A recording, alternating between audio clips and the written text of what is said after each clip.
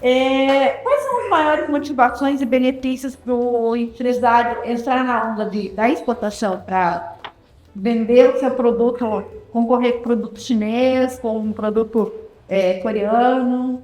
Eu costumo, Dani e Lenise, fazer um comparativo com a venda no mercado interno. Então, quando você conversa com um empresário brasileiro, ele cita algumas objeções para você poder empreender, né? Então, quais são essas objeções? Por exemplo, alta carga tributária, acesso a linhas de créditos que você tem que dar uma garantia, uma residência, um imóvel, algum terreno com juros muito altos, né? Você tem um mercado muito fechado, alguns mercados são até, nós chamamos de predatórios aqui no Brasil, então você não consegue ter uma margem de lucro razoável para você trabalhar, né? Você, na exportação, você tem o quê? Todas essas objeções conseguem ser quebradas. Então, a partir do momento que nós recebemos um contato ou vamos conversar com um empresário brasileiro, eu costumo dizer que os motivos de você exportar são somente motivos positivos. Lógico que considerando, né, que você faça uma operação bem feita, segura do ponto de vista cambial, para que você evite aí qualquer tipo de problema. Então, os principais motivos, nós temos vários, mas os principais primeira coisa, descentralizar o mercado. Qual foi o crescimento da taxa do PIB que nós tivemos nos últimos anos aqui no Brasil? Vamos fazer uma analogia com o Paraguai. O Paraguai vem crescendo uma média aí de 5, 6% nos últimos anos. Ou seja, nós estamos com um mercado brasileiro que está cada dia mais fechado, mais competitivo, por que não começar a olhar para o país aqui vizinho?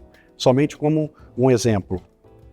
Taxas de juros, quando você tem acesso a capital de giro do banco por meio do ACC, o ACE, o PROEX, que são contratos específicos para exportação, a única coisa que você vai dar de garantia para o banco já é o seu próprio contrato internacional. Então vamos imaginar que você tem aí uma média de 3, 4% de taxa de juros ao ano, dividido isso por mês, o resultado que você vai ter, o percentual é muito pífio. Ou seja, você consegue agregar isso no seu produto e utilizar o dinheiro do banco ao invés de usar um capital de giro próprio para realizar as suas exportações. O benefício tributário é muito interessante, né? Quando você atua no mercado interno, você tem o IPI, você tem PIS, você tem COFINS, você tem ICMS, em alguns casos até a própria subvenção tributária.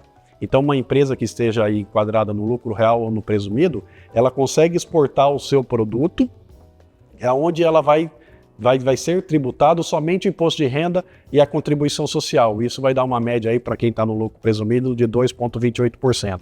Ou seja, se você tem essa objeção de vender no mercado interno devido à autotributação, exportar o seu produto você vai ter uma redução tributária considerável.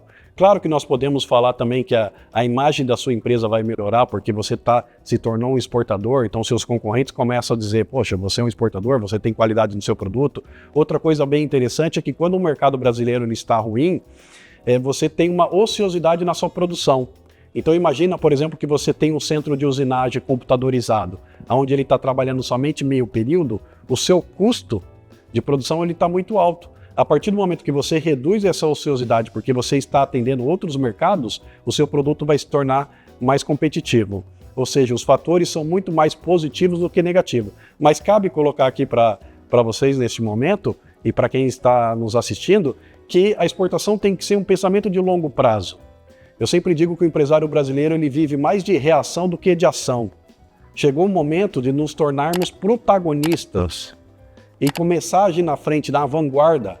Esse é o papel que cabe a nós perante a América Latina, que são países defasados tecnologicamente, são países que já compram continuamente do Brasil, que deixaram em algum momento de comprar e começaram a comprar dos países asiáticos. Ou seja, chegou o momento de nós retomarmos o nosso papel, mas de uma maneira pensando no longo prazo.